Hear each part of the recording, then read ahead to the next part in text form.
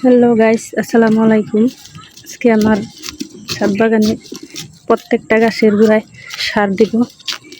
তো আমি যেভাবে প্রত্যেকটা টপ এভাবে নিড়ায় নিছি।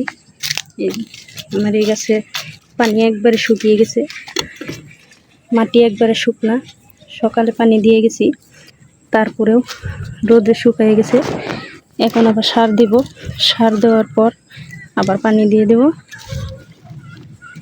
প্রত্যেকটা গাছের গোড়া আমি এইভাবে নিড়াই নিছি। প্রত্যেকটা গাছের গোড়া এভাবে কুচাইয়া তারপর আমি সার দেব। আমি এটাকেও আমি কুচাইয়া নিছি। প্রত্যেকটা গাছের গোড়া আমি এইভাবে কুচাইয়া নিছি।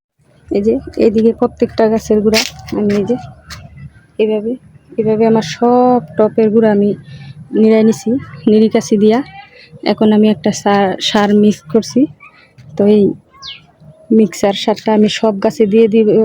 সব গাছে দেওয়া যাবে না, যে যে গাছে আমি দিব, শুধু এই সারটাই আমি একসাথে মিক্স করব, করে তারপরে আমি সব গাছের গোড়ায় দিয়ে দিব। যে আমি এখানে এই সারগুলো মিক্স করে নিব, নিয়ে তারপরে সব দিব। এই যে এটা হচ্ছে গিয়ে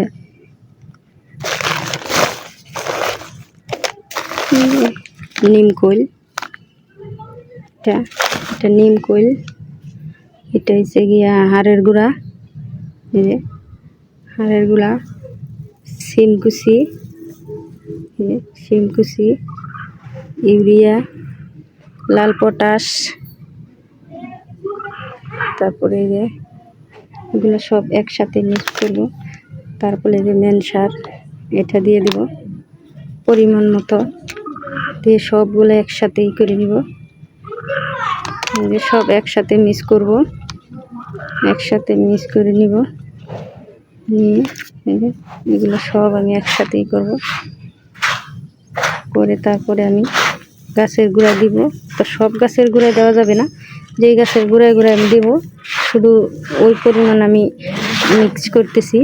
তো আমি আম গাছে দিব, তারপরে অন্য যে গাছগুলো আছে আমার, পেয়ারা গাছ, পেঁপে গাছ, তারপরে মালটা, লেবু গাছে দেওয়া যাবে না, লেবু গাছের খাবার আলাদা দিব।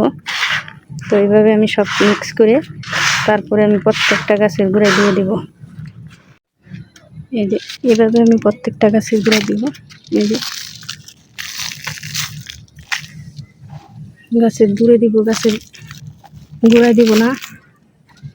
চতুর্দিক দিয়ে দেওয়ার পর এই যে এইভাবে মাটি দিয়ে দেখে দেবো। তারপর এই যে আমি প্রত্যেকটা গাছের টবে এইভাবে দিব, দিয়ে তারপর পানি দিয়ে দেব। পানি দিয়ে দেবো, এই যে একটু পানি দিয়ে তারপরে করে দেবো।